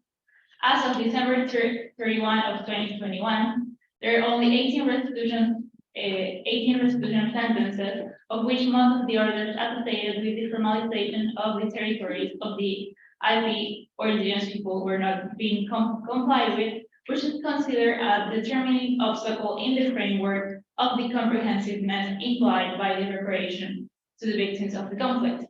Colombia should redouble efforts to resolve all the pending restitution sentences regarding indigenous people and ensure the compliance of this resolution. In the topic of regulatory aspects, the implementation of the final agreement of the Article 24 of the Legislative Act of Number 1 of 2017 restrict the content and scope of the responsibility of the command, limiting the possibility that the superiors of the public force to be effectively investigated and punished, but which is contrary to the Article 28 of the Statutes of the International Criminal Court. The content and scope of the command responsibility related to members of the public force continues to have a particular implication in limiting the guarantee of the rights of victims of sexual assault, with sexual violence. Colombian authorities should apply to the standard established by the Rome Statute regarding chain of command responsibilities for the persecution of sexual crimes attributed to military forces. Now, on the topic of personal integrity of life and human rights defenders and social leaders. For this topic, some irregularities and insecurities in the implementation of victims and non-constitutional rights are in existence. For example, the Ombudsman Office has revealed that between January and July of this year, 122 social leaders and human rights defenders have been murdered. Recommendation is to take further actions to improve the prevention and response to threats, attacks, and killings of human rights defenders and social leaders, through strengthening security, timely investigations, and addressing impunity. On the matter of companies and human rights, there's been a positive view in the issues of the 2015 National Action Plan on Business and Human Rights. However, some weaknesses are in this plan, such as the human rights approach, the low participation of civil society, and within others were identified in the formulation of this plan. It is possible to witness risks for civil rights defenders that challenge corporate activity. In this sense, dangerous threats are imposed to ones that raise concerns regarding the land's intensive industry.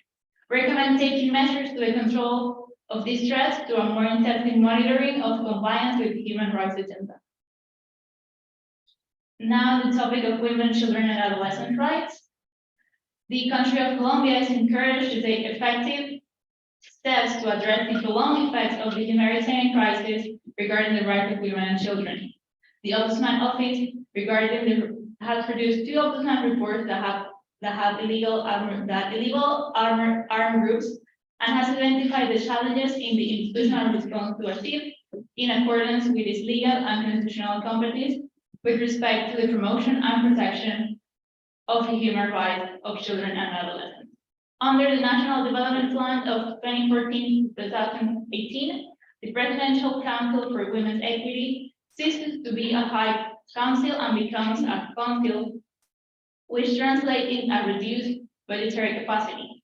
There is no evidence of gender mainstreaming in this plan, and there is no diagnosis of these segregated goals. On behalf of the Ombudsman Office in Colombia, we thank you, Madam President, Excellencies, for your attention. Have a good evening. Thank you.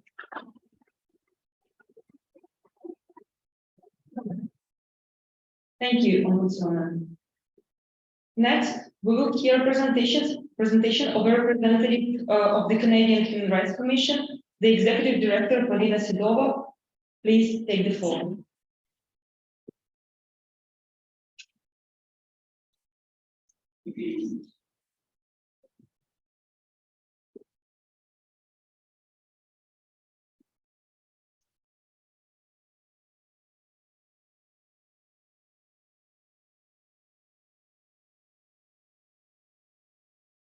Madam Director, you have 10 minutes.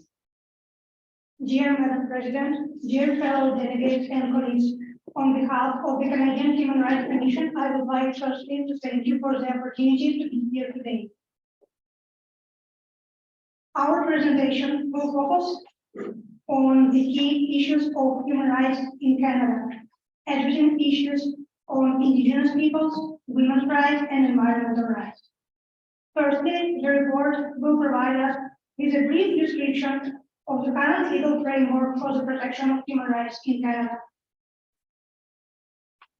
The first legal document we would like to focus here today is the Canadian Human Rights Act of 1977, which protects people in Canada from harassment based on multiple grounds and from discrimination in the workplace.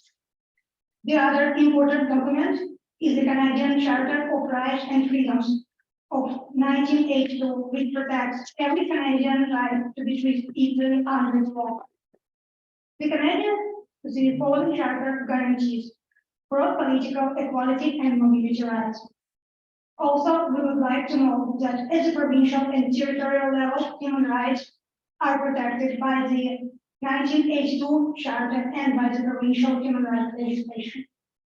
Next, we would like to move on to the human rights issues we stressed in our report. Firstly, it's important to say that today, human rights issues facing First Nations, Métis, and Inuit are among the most present in Canada. We are deeply concerned by forced evictions of Indigenous communities in Canada, which was noted by the letter to the United Nations Human Rights Committee of the Elimination of Racial Discrimination on April 29 of this year.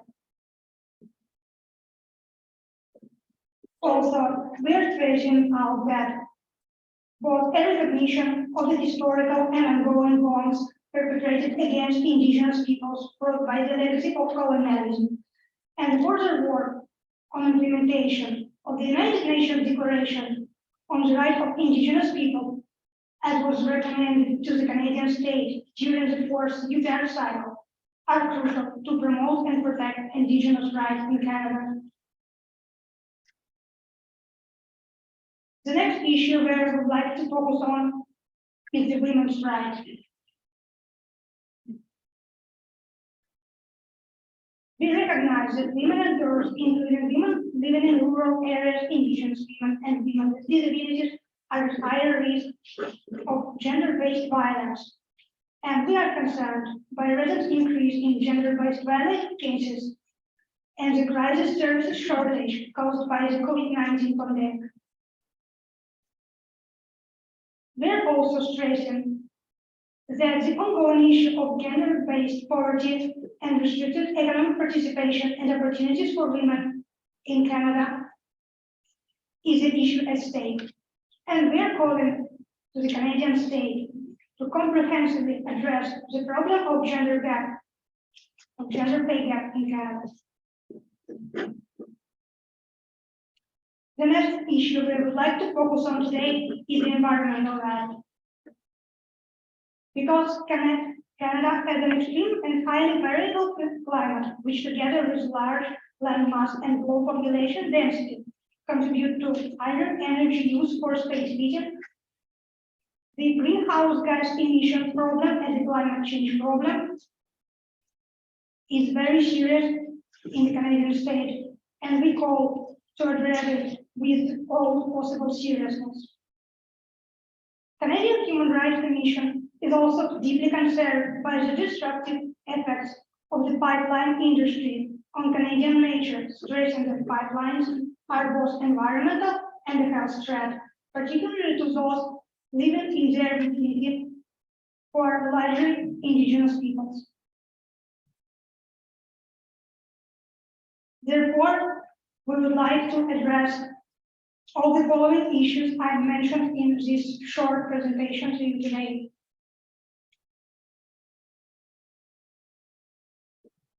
We thank you for your time and consideration, and we look forward to meet all the state and NGOs delegated today during the lobbying time. Thank you, Madam President. Thank you, colleagues and delegates.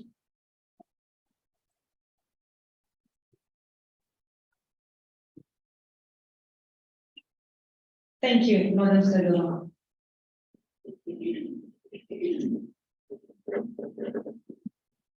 The following presentation is from the consultant to the French Commission Nationale Consultative des Droits de l'Homme, Room 01. Mr. Wang, I pass you the floor.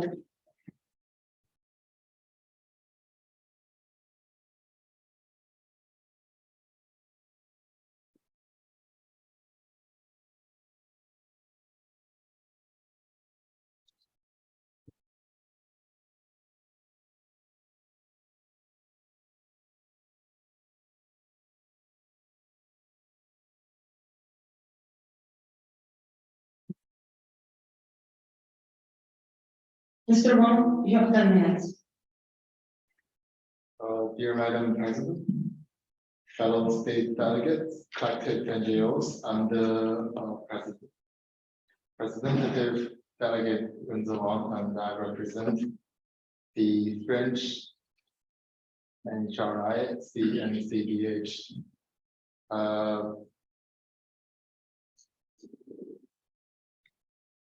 So we have a few concerns. We'll just one by one mention that to all you guys.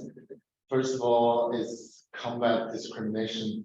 We are concerned with the amount of racial discrimination that has been recurring in France, especially xenophobia, anti-Semitism, hatred against Islam, and discrimination towards members of the Roma.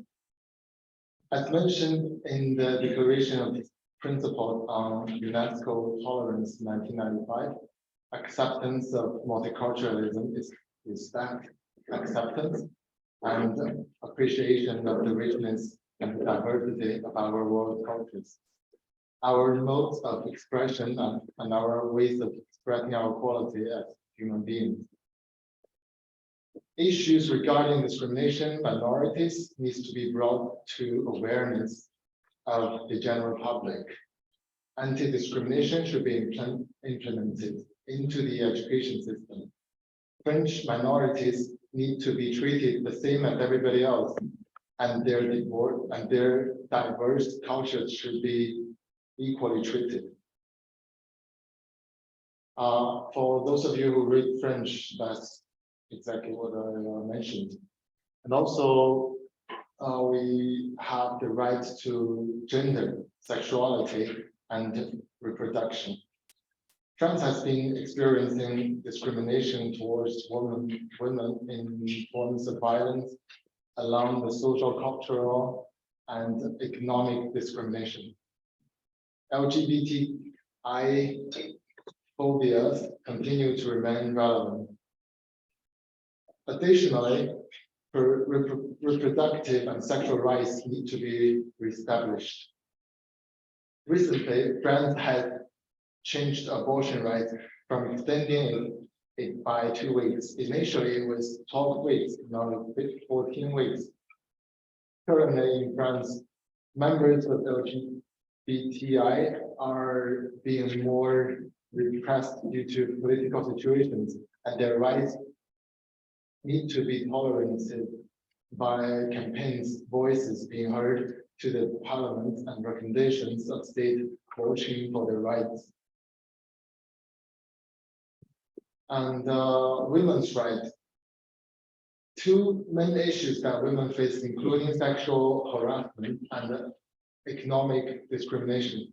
The National Ministry of Labor believes that women have enough protection from sexual harassment in the workforce. However, there are groups of feminists and unions that want to implement further action towards sexual harassment. Additionally, since COVID-19 has hit, women have not been as equally represented as men among workers in France in terms of payment and job opportunities. And there's rights to education.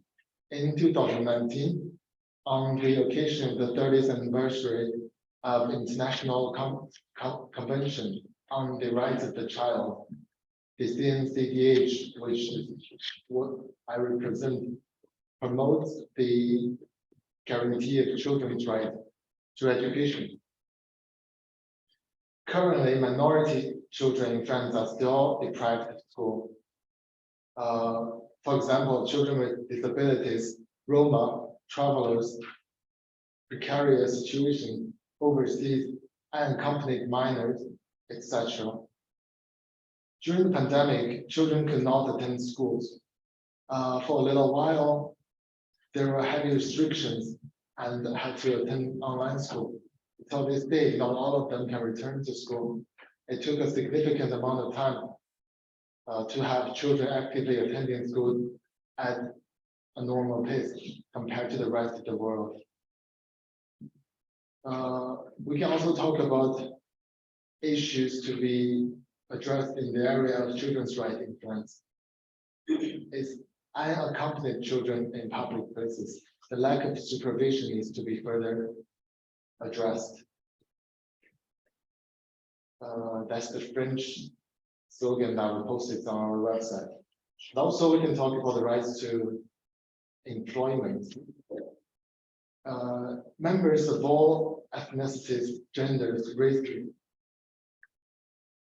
religions, etc., cannot be discriminated against when it comes to recruitment of new employees. But to this day, France has still been long criticized for their exclusion. France does not tolerate child labor, forced labor, human trafficking, and contemporary slavery.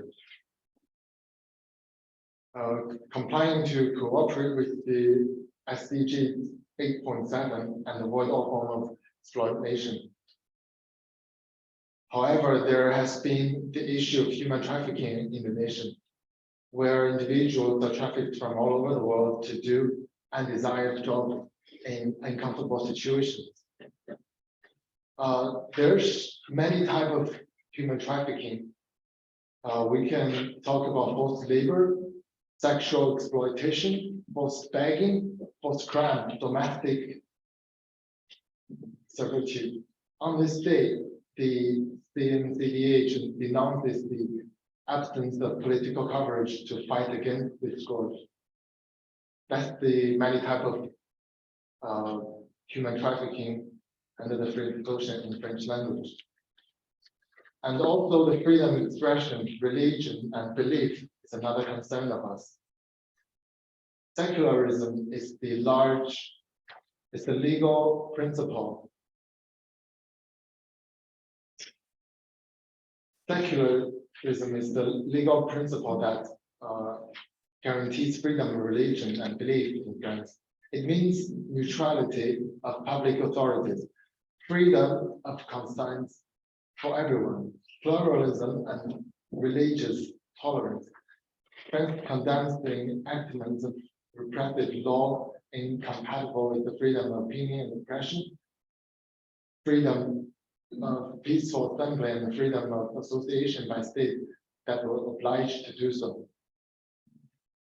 The Secularism Observatory brings together government's representatives and qualified eminent personalities to help government implement secularism principles and encourage secularism training. And also, we can talk about the abolishment of poverty. In September 2015, France adopted the 2030 agenda for sustainable development goal, which is SDG. It's good, but if we consider the previous adoptions, for example, the European Strategy 2020, which considered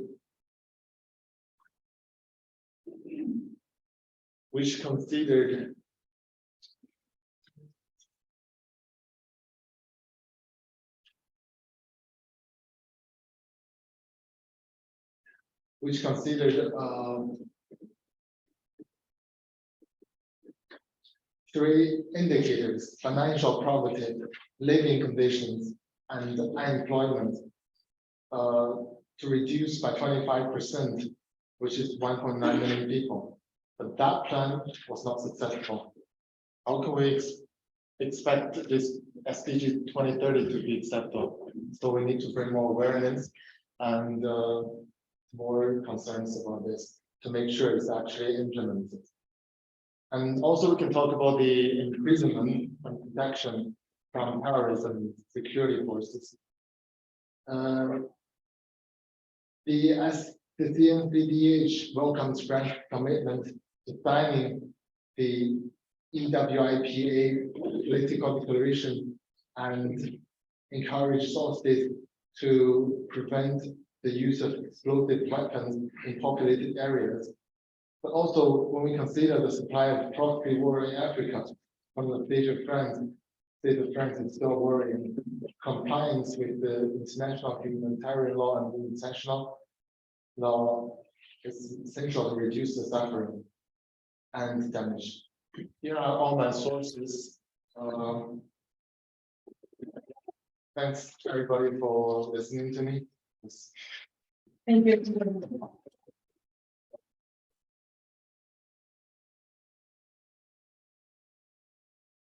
Our last speaker for today is the Executive Secretary of the National Human Rights Institution of Nigeria, Madam Evelyn Madero Montana.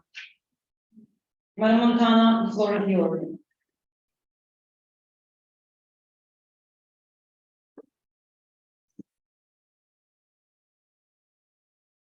Madam Madero, you have 10 minutes.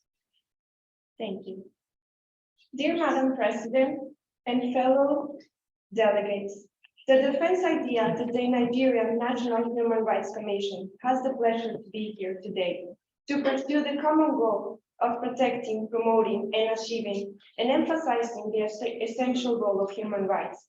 As the National Human Rights Institution of Nigeria calls for an increasingly efficient and effective participation in the process and the procedures of building a better society. I'm Evelyn Madero Montana, NHRC Executive Secretary, and along with my colleague Brenda Marianne Wimber Correa, Nigerian Human Rights Institute Research, have prepared a presentation with the purpose of analyzing the Nigerian measures that have been taking place since the last UPR cycle in 2018, but also to raise awareness on the issues that need to be addressed to improve the human rights panorama for the Nigerian people. We would like to start doing our recapitulation on the last cycle review of the Nigerian state, where it supported 227 recommendations made by other states, noted 57 recommendations, and made no voluntary pledges. We as a Human Rights Commission recognize the goodwill and the efforts by the Federal Republic of Nigeria to continue working towards improving human rights panorama. However, there are still human rights issues that require commitment, support, and effort to make a real contribution to the country. Hereby, we would like to address these crucial matters, starting with women's rights, especially regarding infant marriage. The country of Nigeria, the Constitution of Nigeria, established the legal age to get married as being 18 years old. Furthermore, the government launched a campaign to end child marriage in Nigeria and a national strategy to end child marriage from 2017 to 2021. However, the issue remains because Section 29 4B provides for an exception for child marriage, as this proclaims that children reach majority once married. This means that any woman who is married shall be deemed to be full age. Nigeria continues to have one of the highest rates of infant marriage on the African continent. Because of this, our recommendation urges the Nigerian government for an amendment of the Constitution to eliminate Section B 29 4B of the Nigerian Constitution and establish only 18 years old as the legal age to get married. To continue, I would like to address female genital mutilation. The state of Nigeria enacted the Violence Against Persons Prohibition Act of 2015. This is the only law in the country that criminalizes female genital mutilation. The act has been passed in all Nigerian states, and 31 states have domesticated the law. Despite the domestications and the efforts made by the country, the application of the law has remained low, especially since Sexual Assault Referral Center is the only organization in charge of helping and orienting victims of FGM, but has not been fully established in all the Nigerian states. Therefore, our recommendation calls for a continue to work on domestication of the Act 2015 in the states that haven't yet to implement it, and work on the establishment of the Sexual Assault Referral Center in all the Nigerian states. This to reinforce and ensure the implementation of the law. To continue, I would like to address the children's rights and education. The state of Nigeria has passed the Child Rights Bill, which calls on the state government to issue and distribute sufficient resources and implement the law to grant children the rights and reach them. However, the issue relies on the fact that the government continues to fail to protect children.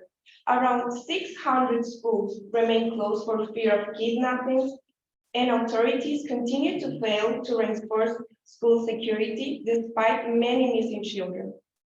Furthermore, there are mass kidnappings of school children in Nigeria and have seen hundreds of children killed, abducted, forced into child marriage, or forced to join armed groups. And according to the United Nations Children's Fund, it estimates that about 10.5 million children between the age of 5 and 14 are out of the schools in Nigeria. Because of this, we as a commission call for the Nigerian state to guarantee that the Child Rights Act 2003 is implemented nationally in all 36 states, as well as to strengthen efforts and take measurement to protect these rights.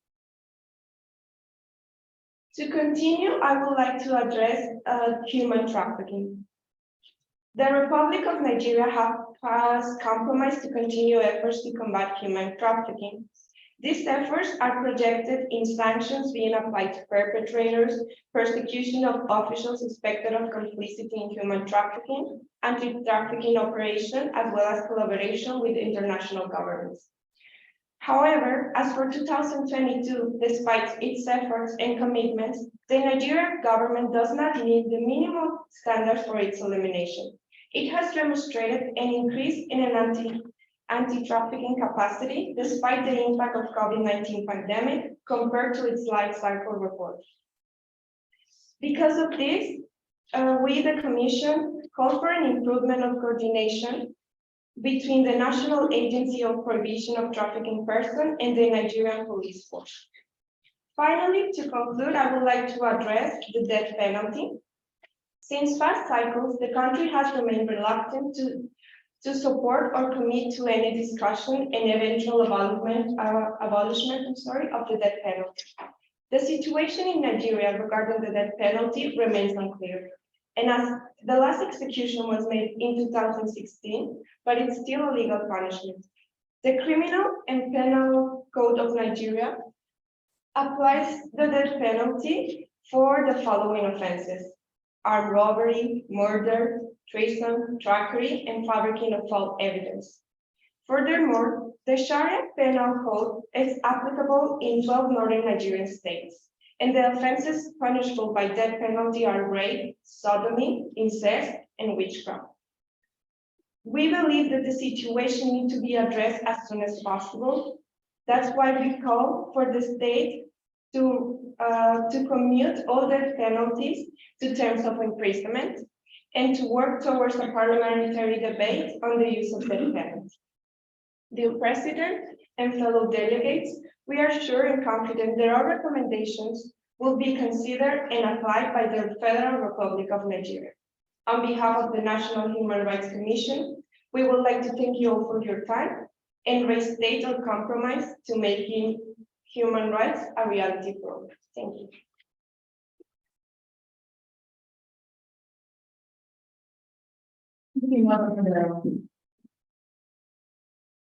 Thank you all for these enlightening presentations and for giving us the opportunity to learn more about human rights situation in your respective countries.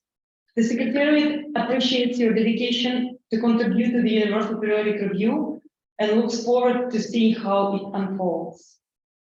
Since all of the INGO and NHRI presentations are over, the session is now closed. The lobbying, which is done behind the scenes and does not and is not open to the public, will start at